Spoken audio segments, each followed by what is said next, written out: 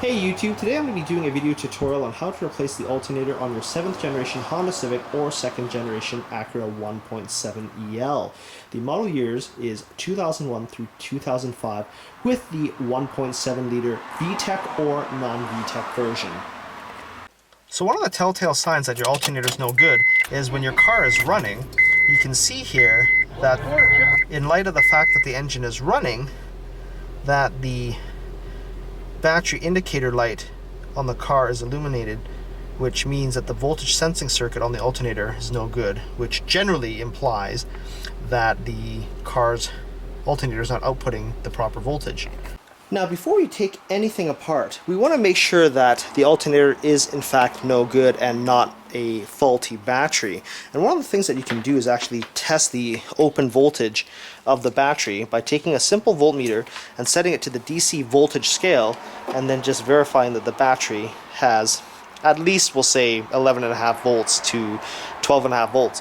So as you can see here, my battery is 12.07 with the engine off. So what I'm going to do now is start the engine and recheck the voltage to see if it's at least 13.8 to 14.4 volts.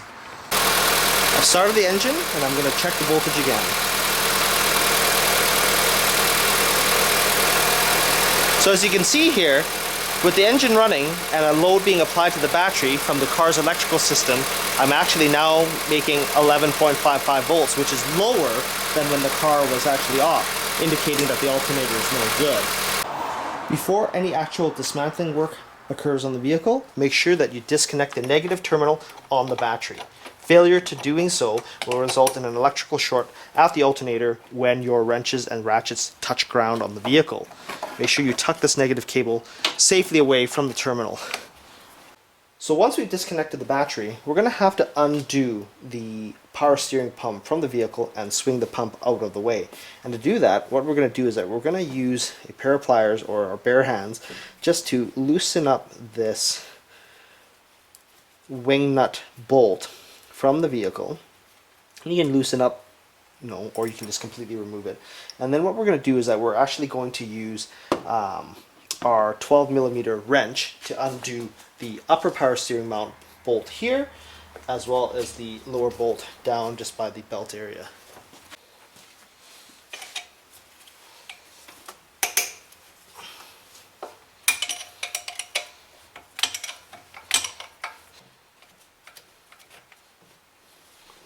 This is what that first nut looks like. And then we can go ahead and completely undo this wing nut bolt.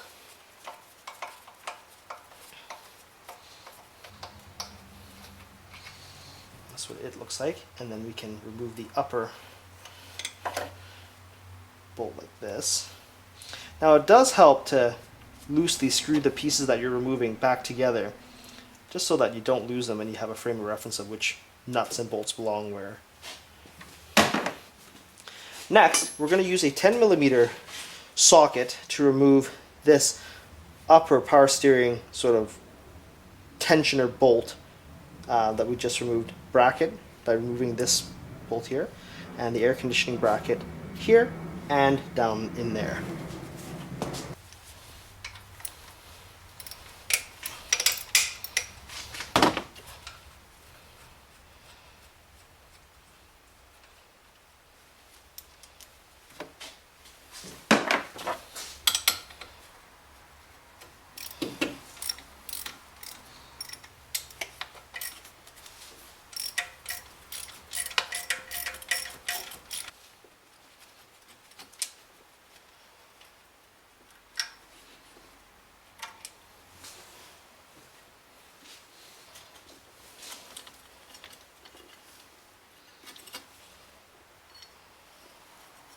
Now, I'm not sure how well you can see this, but earlier in my video I had mentioned that the power steering pump is actually held in with two screws. One on the top here, and then one sort of down in this area way down below the belt. So what we're going to do is we're actually going to lift the power steering reservoir out of the bracket that's right here, and then just get a 12mm ratchet, quarter drive, so it's nice and small, and then just ever so carefully maneuver it down into the belt area and then get it onto that nut to break it free.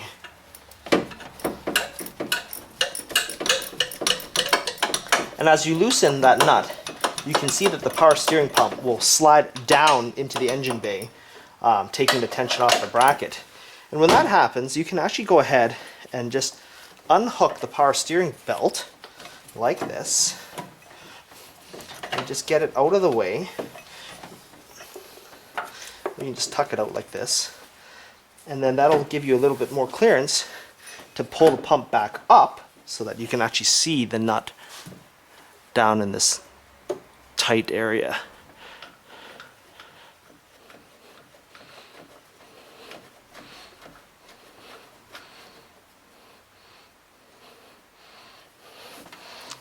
And that's what that nut looks like. And then if you lift the pump, slide the pump in this direction towards the driver's side of the engine bay, you can actually maneuver this power steering pump out in this manner, lift the hose out of the bracket, which is really obvious when you see it, and then just simply tuck it and place it on top of the engine bay like that. Of course, those brackets that I just pulled this hose out of is right here and here, so you don't want to bend these crimps. Just tuck it up like this. Looking down into our engine bay, you can see the lower power steering bolt. This. So the alternator here in the engine bay is actually this unit where my finger is, and so it too is also held in with two screws, which are fairly straightforward to remove. But before we do any dismantling on the alternator assembly, what we're going to do is that we want to go ahead and just disconnect the actual wiring harness from this alternator by simply pressing down on the clip right here that's holding, if you can see it in the video, this bracket assembly, and then just carefully untucking this wiring harness from the upper bracket. And then using a 10mm ratchet, we're going to undo the alternator terminal that's just right here. And I can even show you on this new alternator what that actually looks like. So this is what a brand new alternator looks like, and it's mounted in the engine bay like this, except lower. And there's a bracket that resides here that's holding the wiring harness, and then the battery terminal, which is the positive terminal, attaches to the alternator. Ground you don't need to connect because ground is the chassis, and then the actual voltage regulator detection plug located here. And so you can't see it well from the engine bay perspective where my camera is, but the bracket, slide off the wiring harness, undo this nut, and then ultimately unplug the connector here. Now going back to my example of this rebuilt alternator that's going to be put into this vehicle, I said that the alternator is held in with two bolts. One of them is a pass-through pinch bolt that goes through here, which is a 14mm bolt that's easy to access from the top. And then the bottom one is another bolt that passes through a tightening bracket that goes through here. And that one you have to sort of reach in the dark in this area in the belt region to get it out. Undo the upper alternator bolt.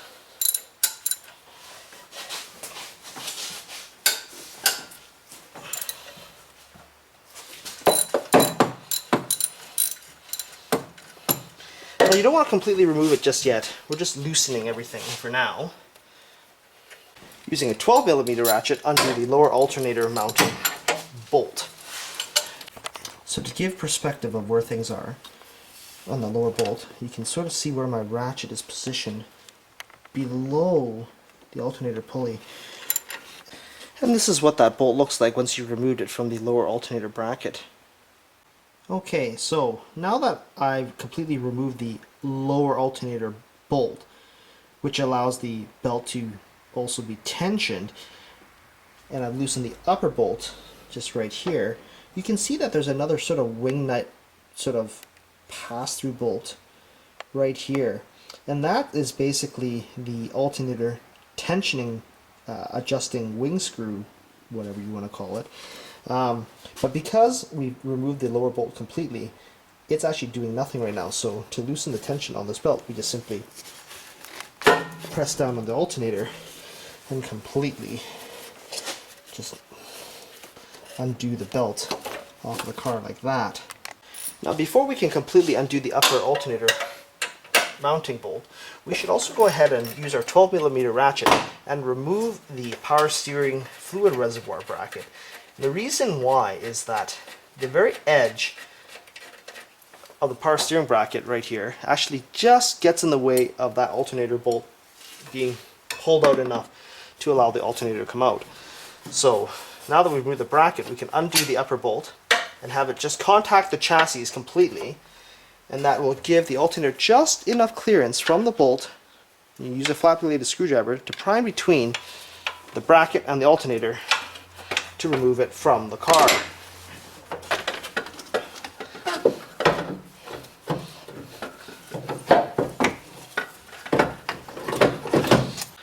Now we've got to do a little bit of prep work to the replacement alternator as well as the alternator bracket prior to reassembly. So here's the old alternator, and there's not a whole lot of parts we need to transfer except for this power cable bracket here.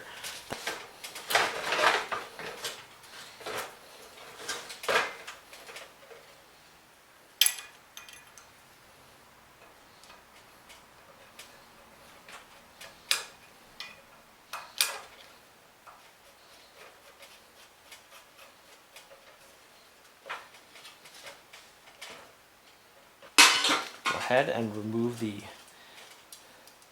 output post 10mm nut.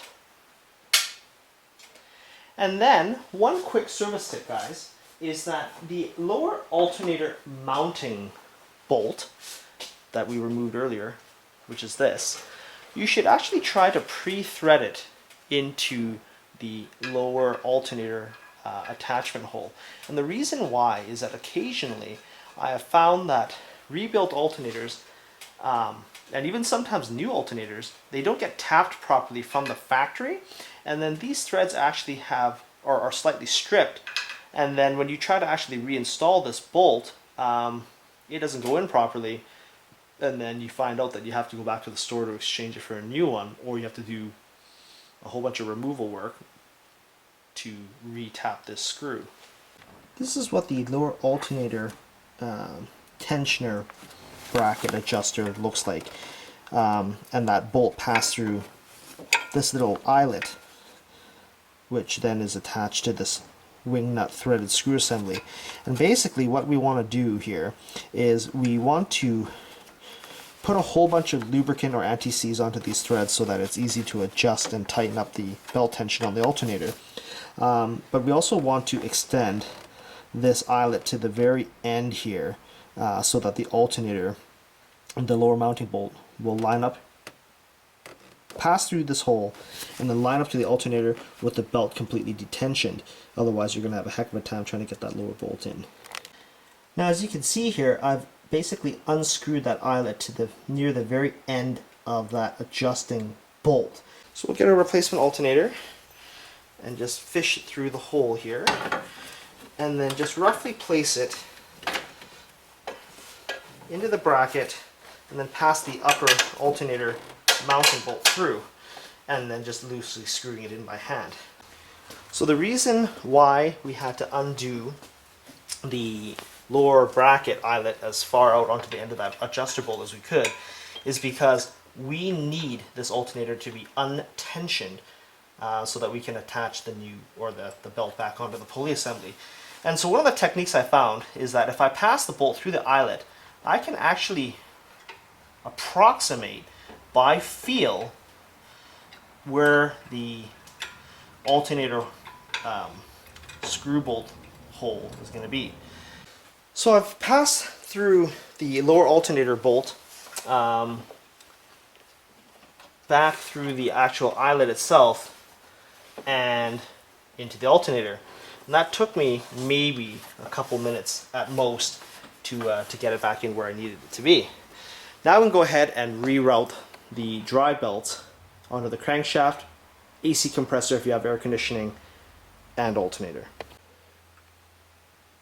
As you can see here, I've looped the belt around the alternator, the AC compressor below, as well as the crankshaft pulley. If you can see it just through this little groove here, or maybe from this view. Now it's imperative that the grooves and the belts all line up properly prior to tightening this belt. Now with the upper and lower alternator bolts still loosely attached, you can go ahead and just use your hand and tighten that wing nut bolt until the alternator belt is sufficiently tightened. Now to determine how tight the belt should be, all I can say is that I just keep turning that little wing nut knob right there until I can't turn it anymore by hand. Now this is assuming that that adjustment bolt is thoroughly lubricated with either lots of penetrating oil or anti-seize compound.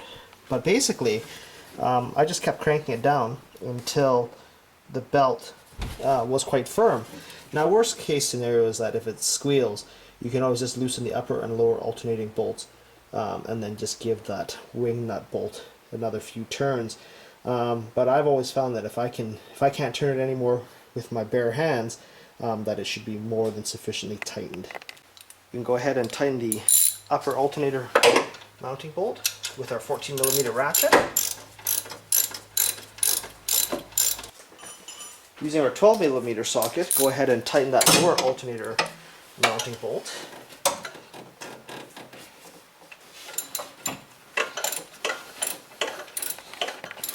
We can now go ahead and reattach the power and sensing cables to the alternator.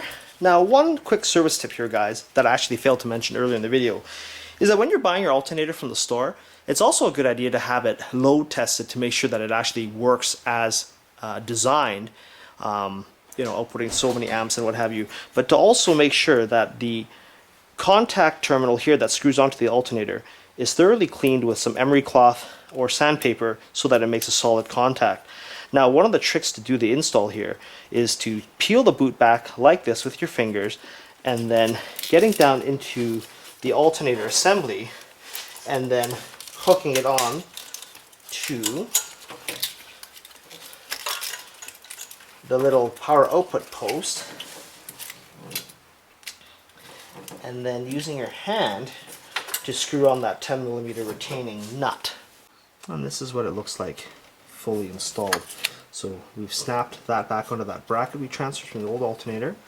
We've carefully and properly reinstalled the output post boot and plugged in the voltage sensing connector. You can now also go ahead and snap this cable assembly back into that bracket. Reinstall your power steering pump reservoir bracket right here. Next, we're going to go ahead and swing back our power steering reservoir and pump back into its former place,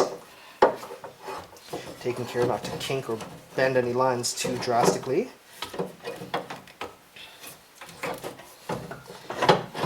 Taking our lower bolt, pass it through our lower bracket hole here, and then through the actual power steering pump body.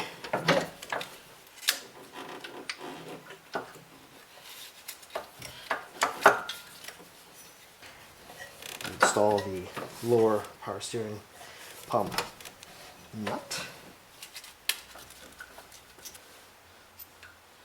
upper power steering mounting bolt, and tensioning bracket. And these brackets we can tighten right now. Upper mount, bolt, and nut.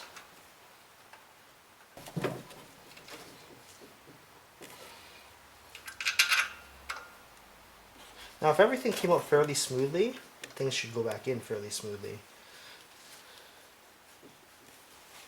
Power steering belt, which is a narrow channel multi-groove belt that you can actually hook around the crankshaft pulley if you have enough patience to get it over it. This is what the power steering belt looks like after it's been reinstalled And as you can see here, I had to line it up on the crankshaft pulley located in the background, if you can see it with the limited amount of light and space. And of course, to be properly lined up with the power steering pump itself. So now, to tension this bolt, or the belt, sorry, like the alternator, we're going to turn this wing nut bolt and keep turning it until we can't turn it anymore by hand. Now, one of the service tips here, guys, is that you can always use your hand here and just gently lift on the high pressure power steering pump hose just to loosely tighten up this power steering pump belt, and then turn this wing nut bolt to do the final tensioning. Using our 12mm wrench, go ahead and tighten up the upper power steering bolt. Tighten the lower pump bolt. Using our trusty small profile quarter drive ratchet.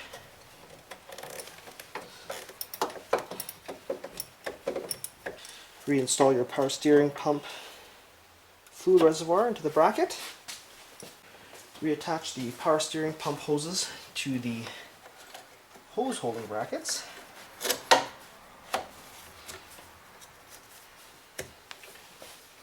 And then go ahead and reinstall the air conditioning hose bracket here. Go ahead and reconnect the negative terminal on your battery.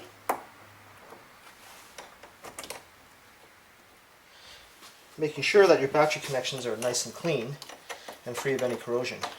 If there's corrosion, use a mixture of water and baking soda to neutralize the acid, as well as a stiff brush to brush away any corrosion. On this car battery's case, there is none because I use an anti-corrosion grease on the parts. So here's a real super important service tip that you guys should do before attempting to start the vehicle. Is one, making sure that you actually have a good battery in your vehicle, and number two, making sure that the battery has at least a half decent charge in it prior to starting the car.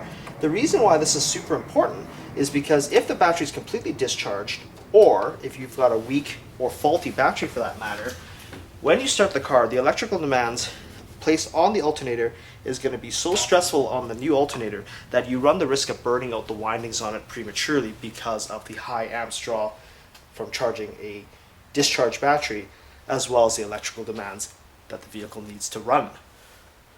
Now, what I'm using here is just a standard 10 amp charger that's attached to my car battery, and I'm going to leave it here for a couple hours to make sure that this battery is topped off sufficiently in such a way that when I start the car, that the battery and the alternator can power the car together as a single unit.